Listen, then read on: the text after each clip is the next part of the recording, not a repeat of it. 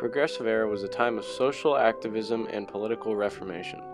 The main intention was to solve problems caused by industrialization, urbanization, immigration, and political corruption. One of the main problems brought to light would be women's rights, mainly regarding the right to vote, equal pay wages, and easier divorces. In the 1800s, women tried their hardest to get suffrage. They came together and made petitions through 1878 to 1920 in order to get their amendment passed to further advance equality in the nation they lived in. The first state that was on board with women's suffrage was New York in 1917. On August 18, 1920, they finally got their amendment passed. The first progression. After the outlawing of slavery, the push for equality of all humans was brought to light. In July of 1848 in Seneca Falls, New York, brought up by Elizabeth Cady Stanton, the first women's rights movement occurred, the Declaration of Sentiments. Holding truth to the Declaration of Independence, stating, "We hold these truths to be self-evident that all men are created equal."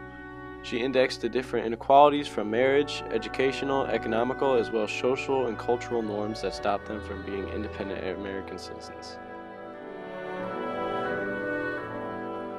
Women's voting rights. The 19th Amendment gave women the right to vote, and no state could deny their right to vote. Women had been struggling for years just to be seen as equal to the male gender, and they were finally starting to be seen and heard after this was passed. Women tried so hard for so many years to achieve the right to vote. They stuck through thick and thin just for the very moment where they could finally have their voices be heard. With the 19th Amendment, their lives became much better. Voting rights were finally granted. Getting to this huge milestone took forever, and with all the lectures, writing, marches, and lobbies, ended up paying off. The 19th Amendment was also inclusive to women of any race. When looking at how women were left at such a huge disadvantage, we cannot ignore the oppressed. African American women were in the worst treated category during the time. Anti-Woman by Sojourner Truth is a heartfelt speech that shows the position they were left in. She says, "They need to talk about this thing in the head. What's this they call it?" Member of audience whispers, "Intellect." "That's it, honey. What's that got to do with women's rights or African American rights? If my cup won't hold but a pint and yours holds a quart, wouldn't you be mean not to let me have my little half measure full?" Then that little man in black there, he says women can't have as much rights as men because Christ wasn't a woman. Where did Christ come from? Where did your Christ come from? From God and a woman. Man had nothing to do with him. Many people would find workaround reasons to oppress people different from them that made zero sense. Important figures. Lucy Stone. Lucy Stone was a prominent U.S. abolitionist suffragist and a vocal advocate and organizer promoting for women's rights. In 1847, Stone became the first woman from Massachusetts to earn a college degree. She spoke for women's rights and against slavery. Elizabeth Cady Stanton. Author, lecturer, and chief philosopher of the women's rights and suffrage movements, Elizabeth Cady Stanton formulated the agenda for women's rights that guided the struggle well into the 20th century. Susan B. Anthony.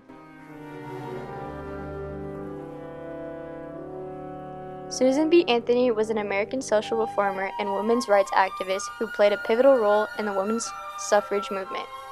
Born into a Quaker family committed to social equality, she collected anti-slavery petitions at the age of 17. Julia Ward Howie. Writer, lecturer, abolitionist, and suffragist.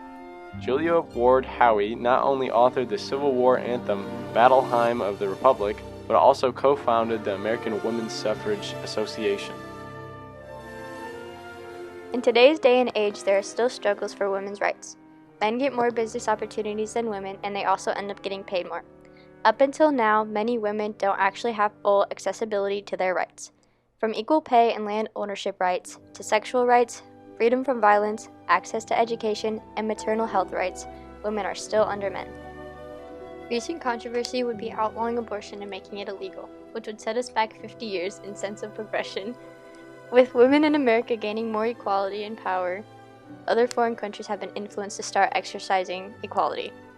Although physically, as humans, we may be different, we all have the same capabilities. In spite of the fact that many feats are still to be had, I would say the progressive era up until this point has tremendously helped women succeed in today's society. Without it, life would be so much more unorthodox.